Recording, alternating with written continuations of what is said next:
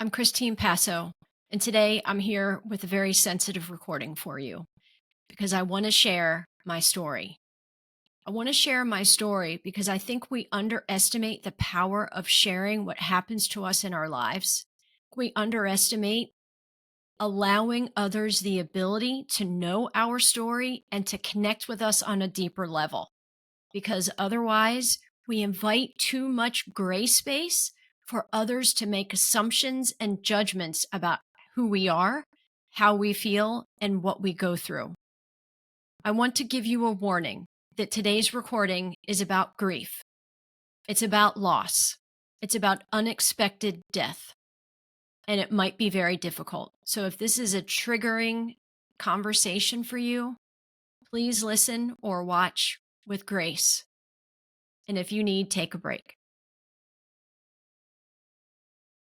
I want to share my experience and my story because I want you to be able to get the support you need when you are grieving as immensely as I have been grieving. My story is going to be hard to hear. It's devastating. It's traumatic. And that's exactly what I've been living with for almost 4 months. And I want to share it for the people that have said to me, "Oh, you're still dealing with that?" Or, "Oh, well, it's been quite a while now. Shouldn't you be over that?" Or maybe you need to seek professional help. And you know what? I can't blame them. I really can't because I might have said the same thing. I thought I knew grief before. I had been through a lot in my life, and I really mean that. I mean, we've all been through a lot. So my situation is only different from yours because of the experiences I've had. And every single person has experienced loss and grief in their life. So I thought I knew grief. You probably think you know grief. And you may even know grief to the extent that I'm experiencing grief right now. But I'll tell you what, this is why I want to tell my story because I had no idea the depth of loss that can be felt when it comes to grief. So, first, I just want to quickly brush over that there are actually 43 different reasons for why we experience grief in life. Death is, yes, the number one thought that comes to our mind whenever we hear about somebody grieving, but there is so much more. Relationship change, divorce, moving, health decline, loss of identity, fertility loss, financial changes, job loss. The list goes on. So when I tell you that every single person has experienced grief in their life, you can check yourself on that list too. But today I'm going to talk about grief from death, from losing a loved one to death. And I need to tell my story. You know, I don't really know exactly why I need to tell my story. I feel like people need to hear it. I feel like others need to be validated in what they're going through. I feel like they need a channel to say, yes, this has been so dang hard for me. Finally, somebody is speaking up. And although there are so many people out there that are speaking up about grief, there are grief podcasts, there are books, there are organizations that support people that grieve. But if you don't know about them, you don't know about them. So if this is one of those resources for you, I feel grateful that you have tuned in to me today. We lost our sweet Myra, which is this Sheltie right here. We had two Shelties until May 28th. And this is our Zoe bear. Zoe is 11. She turned 11 in July. We had no idea Maya was sick until that day. She was suffering from congestive heart failure, but even that day, we had no idea. We thought that she was suffering from something that was treatable, that we could take her to an ER vet and she would stay overnight, maybe 1 or 2 evenings, and then come home, that what she had was treatable. The vet that I took Maya to that morning also thought she was treatable. There was just no way to know at that time how dire Maya's health was. Maya passed away in my arms in the back seat of my car, which ironically, she was also born in the back seat of a car. So That kind of sits with me as well. How terrible. Maya died in my arms in the backseat of my car so she could be transported to a vet that could take care of her overnight. I had no idea she was dying. I had no idea that she would only be in my arms for a few seconds before throwing her head back and taking her last breath. I had no idea that within minutes the vet would come into the room to me and say, "We're giving her CPR and she's not responding." And then for me to say, "Well, how long will you give her CPR for?" I'm still not understanding. I'm still not grasping the reality that our baby, who essentially was our daughter, had died. And so I asked her, "How long will you give CPR for?" And she said, "Until you tell us to stop." So that's still hard for me to say. The whole day is hard for me to talk about. And it's been almost 4 months. And frankly, I'm sharing this video because 2 days ago, Saturday, today is Monday, September 23rd. 2 days ago, I broke down. I couldn't handle it. I lost it. I cried all day, and I don't mean little bits of tears. I sobbed. It just comes back. Anytime you partner trauma with death, which I will tell you is almost every single time, that there are feelings, there are emotions that you have to be able to work through to even cope with the loss itself. Our Myra was put in my arms. And yes, some people think, well, how beautiful. She died in your arms. You were right there with her. She was in agony. She was in agony, and it took all that she could to stay alive as long as she could. So, if in my arms was where she needed to be to pass, then for that, I am unbelievably grateful. But the trauma and the coping with her loss and our sweet baby being gone has been extremely difficult. It has been the most challenging grief process I have ever experienced in my life.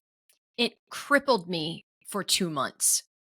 I couldn't keep my thoughts about me. I didn't have a conscious pattern of realization of life. There was a lack of understanding or acceptance that she was gone. All these things, right? I mean, I feel like we read about these situations in books. We see them in the movies and we think, wow, this is over dramatized. And it's not. That is wholehearted, deep rooted grief. And until you've been there, it's very, very hard to understand how somebody else feels, which is why I'm sympathetic to the people that just don't quite understand. And that's another reason that I'm here to share my story, because the surface story that you hear is not even close to what that sufferer is going through. They are going through something that you know nothing about. They are feeling a loss of a bond that you know nothing about. Grief on any level is devastating, and there is no length of time. I don't even want to say grief is not linear because to me, that is surface.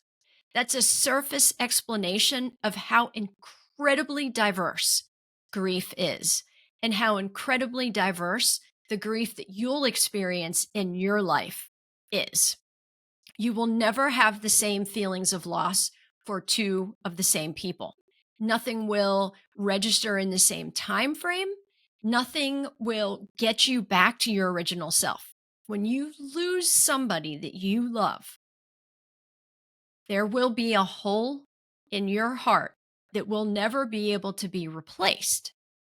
However, that hole becomes a love that you can give to other people in your life to support them through their difficult times, to take a sense of purpose in what you've learned and the love that you experienced and what you're learning through the loss that you're experiencing. I mean, there is no way to physically love somebody that has passed on and without finding a way to channel that love in your present life, it's going to be so hard.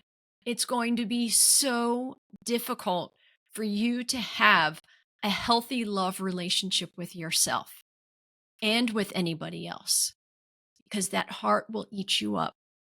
That hole in your heart will eat you up, and you deserve better. It's not easy. I'm not here to tell you it's easy. Like I said, I just broke down 2 days ago. I took a nap in the middle of the day because I was emotionally worn and torn. But that's grief. And no, I don't need professional help. I have a broken heart. And yes, I'm still dealing with this. I will always be dealing with this. If you are grieving, you, in one sense or another, will always be dealing with it because because you loved so intensely. And that person, that animal, reached you in a way that nobody else has. And so to disregard your grief is almost a form of denying yourself the expression of that love. My loss today that I am sharing is fur baby loss. But I do not want to be compared. I do not want my feelings to be compared to anything else, to anyone else. There is no, oh, perhaps you can grieve as much for an animal as you do for a human. That's a comparison in itself, as much as we deserve better than that. You deserve better than that.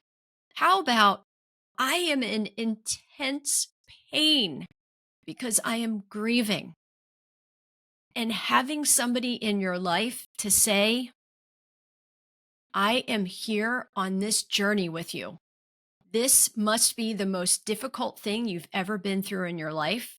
I will never expect you to be past it or over it. I will never expect you to not want to talk about this person, this being that you've lost.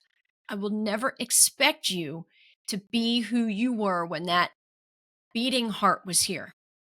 You're different now. Let's walk that path together.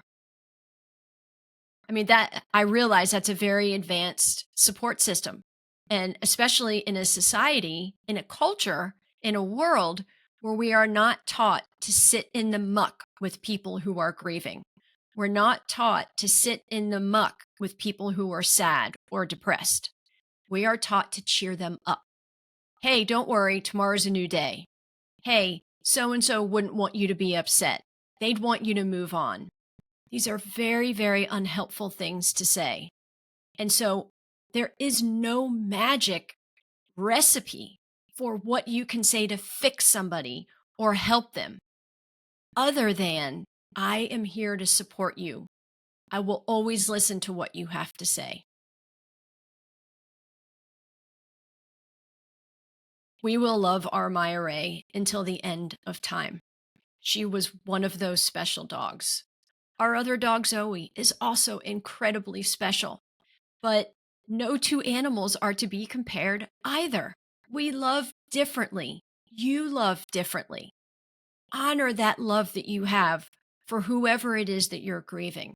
It's okay. And I'm not even here to give you permission, but your heart is telling you, I'm hurt. Please give me attention. Please respect me because that loved one was there for you and respected you the whole time they were here on earth. You're still here.